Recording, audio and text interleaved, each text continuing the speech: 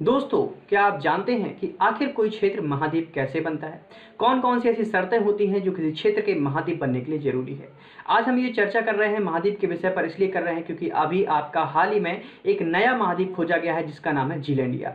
अब ये महाद्वीप आपका कैसे खोजा गया, कहाँ पर इसकी लोकेशन है और किस तरीके से इसके मैप को जारी किया गया है, इससे संबंधित हम सारी जानकारी इस वीडियो में देखेंगे। तो स्वागत है दोस्तों आप सभी का इस multipurpose channel success Shaktimaan the journey of ambitions के टॉपिक टॉक सीरीज में।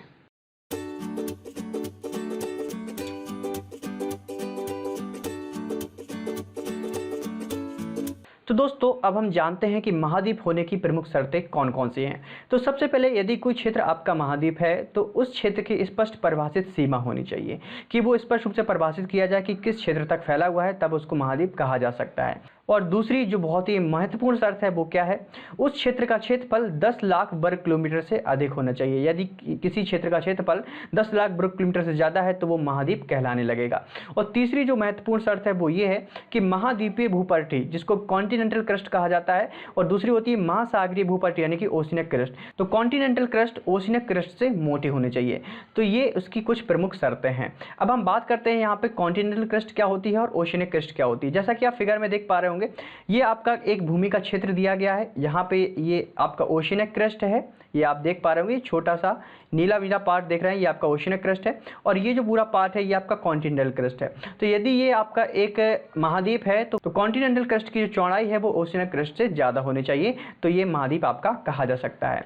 अब हम बात करते हैं जो हमारा नया 8वां महाद्वीप खोजा गया है, जीलैंडिया। अब ये जीलैंडिया के बारे में हम जानकारी लेते हैं। तो न्यूजीलैंड के जीएनएस साइंस रिसर्चर्स ने दुनिया के 8वें महाद्वीप जीलैंडिया का नक्शा जारी किया है। और इस संगठन के द्वारा महाद्वीप के बैथीमेट्री और टेक्टोनिक मैप दोनों ही तरह के नक्शों को जारी किया गया। अब यहाँ पर बात ये आती है कि आखिर बैथीमेट्री मैप्स क्या होते हैं और टेक्टोनिक मैप्स क्या होते हैं। तो सबसे पहले हम जानते हैं बैथीमेट्री मैप्स के बारे में। तो ये इन मैप्स के द्वारा पानी के अंदर महाद्वीप के आकार एवं क्षेत्रफल का पता लगाया जाता है। और जो टेक्टोनिक मैप्स होते हैं, इन मैप के द्वारा भूपर्पटी यानी कि जिस भूमि है उसकी आयु, प्रकार तथा उसमें संबंधित ज्वालामुखी आदि की जानकारी प्राप्त की जाती है। और ये जो जीलैंडिया महाद्वीप खोजा गया है, इस महाद्वीप के होने की पुष्टि वर्ष 2017 में ही हो गई थी। इसका क्षेत्रफल 50 लाख वर्ग किलोमीटर के आसपास है, जो कि लगभग ऑस्ट्रेलिया के क्षेत्रफल का आधा है। जैसे कि अभी हमने कुछ यहाँ पे शर्तों को देखा था पीछे कि 10 लाख वर्ग किलोमीटर से ज़्यादा वाला हिस्सा आपका महाद्वीप कहलाता है। तो यहाँ पे इसका जो क्षेत्रफल है वो 50 लाख वर्ग किलोमीटर है, तो ये भी महाद्वीप होने की शर्त को पूरा करता है। इसका जो 94% भाग है वो समुद्र के अंदर है और 6% भाग समुद्र के पानी के बाहर है, इसीलिए इसकी खोज होने में थोड़ा समय लग गया। अब हम इसकी लोकेशन की बात करते हैं कि आखिर ये आपका है कहाँ पर। जैसा कि आप यहाँ पे देख पा रहे हैं, ये साइड में आपका ये ऑस्ट्रेलिया है और यहाँ पे आपका क्या है, न्यूजीलैंड है। तो वर्तमान समय में ऑस्ट्रेलिया के पूरब में ये जो डायरेक्शन है ये इसके ईस्ट में है ऑस्ट्रेलिया के, और न्यूजीलैंड के ऊपर। तो ये जो आप पार्ट देख रहे हैं ये पूरा ये वाला पार्ट आपका, तो ये वाला जो आपका पार्ट है ये है आपका जीलैंडिया। ठीक है, अब हम बढ़ते हैं आगे। ऐसा माना जाता है कि करोड़ों वर्ष पहले 94 से 95% भाग प्रशांत महासागर में इसका विलीन हो गया था। चलिए अब हम जानते हैं कि आखिर ये प्रशांत महासागर की लोकेशन कहाँ पर है। तो जैसा कि आप यहाँ पे देख पा रहे होंगे, ये आपका नॉर्थ अमेरिका है और नीचे आपका साउथ अमेरिका है और इस साइड एशिया है। और एशिया के नीचे यहाँ पर आप चले जाइए तो ये इंडिया से ही नीचे आता है आपका ऑस्ट्रेलिया, और नॉर्थ अमेरिका और ये एशिया की ये जो पूरा बीच वाला एरिया है पैसिफिक ओशियन। पैसिफिक ओशियन का मतलब ही होता है क्या, प्रशांत महासागर। अब सबसे पहले जो वर्ष 1995 में भूभौतिकविद ब्रूस लिएंडॉक ने जीलैंडिया शब्द की चर्चा की थी। अब ये ब्रूस लिएंडॉक कौन है, इनके बारे में हम जानते हैं। तो ब्रूस लिएंडॉक एक अमेरिकी भूभौतिकविद और समुद्र विज्ञानी हैं और वर्तमान में ये कैलिफोर्निया यूनिवर्सिटी में एक भूभौतिकी के प्राध्यापक हैं। तो इन्होंने ही इस शब्द की खोज की थी। उनका जो काम था वो महासागर घाटियों के समुद्री भूविज्ञान, दक्षिण कैलिफोर्निया के टेक्टोनिक, समुद्री हाइड्रोकार्बन शिप्स आदि के बारे में जानकारी इकट्ठा करना इनका काम था।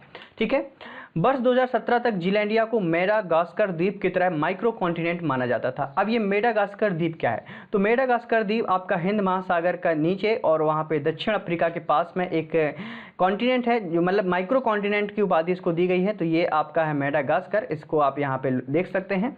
तो ये भी माइक्रो कॉन्टिनेंट माना जाता था जीलैंडिया, लेकिन अभी इसको कॉन्टिनेंट की उपाधि दे दी गई है।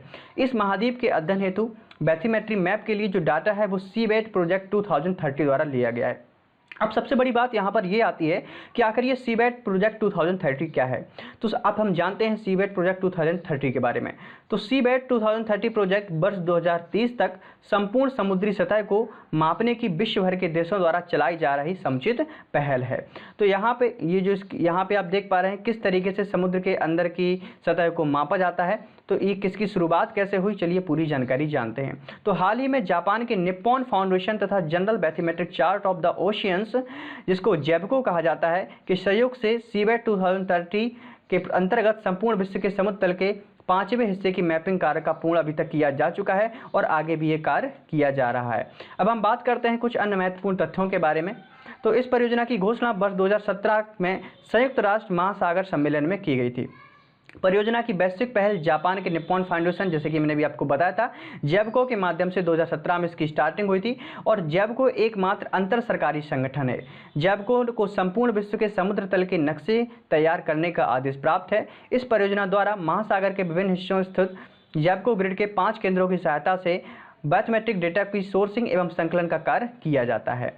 अब और जानकारी देखते हैं कि जो वर्ल्ड हाइड्रोग्राफी डे था, जो कि आपको 21 जून को मनाया जाता है, उसमें लगभग 1.45 करोड़ वर्ग किलोमीटर का जो आपका डेटा है वो जारी किया जा चुका है। तो आपको यहाँ पे एक जो नई जानकारी है वो ये याद रखनी है कि 21 जून को हर साल वर्ल्ड हाइड्रोग्राफी डे मनाया जाता है। और जो वर्ष 2020 में वर्ल्ड हाइड्रोग्राफी डे मनाया गया है, इसकी थीम है इनेबलिंग ऑटोनॉमस टेक्नोलॉजी। तो यही आपके लिए इंपॉर्टेंट जानकारी थी। अब सबसे पहले जो टर्म आया था जिसने जीलैंडिया की खोज की थी, जीएनएस साइंसेस ने इसके आपके मैप को जारी किया था। अब जानते हैं जीएनएस साइंसेस के बारे में। तो जीएनएस साइंस 1992 से 2005 तक institute of geological and nuclear sciences, जिसको आईजीएनएस कहा जाता था, मूल रूप से न्यूजीलैंड सरकार के वैज्ञानिक और औद्योगिक अनुसंधान विभाग यानी डीएसआईआर का हिस्सा था। यह एक स्वतंत्र संगठन के रूप में स्थापित किया गया था, लेकिन जब क्राउन रिसर्च इंस्टीट्यूट थे 1992 में इसको जब स्थापित किया गया था, और फाइनली इसके बाद 2016 में इसको अर्ध वाणिज्यिक बना दिया गया। तो जीएनएस साइंसेस ये आपके इंग्लैंड सरकार के अंतर्गत कार्य करने वाला एक संगठन है जो कि इस तरीके की खोजों में उसकी मदद करता है। आई होप दोस्तों आप सभी को ये जानकारी पसंद आई होगी। तो अगर आपको पसंद आई है तो आप वीडियो को लाइक करें और ये जानकारी ज़्यादा से ज़्यादा अपने दोस्तों को शेयर करें। यदि आप चैनल पर नए हों तो इस परिवार का हिस्सा जरूर बने। धन्यवाद। मिलते हैं फिर से एक नई जानकारी के साथ, तब तक के लिए टेक केयर, बाय बाय।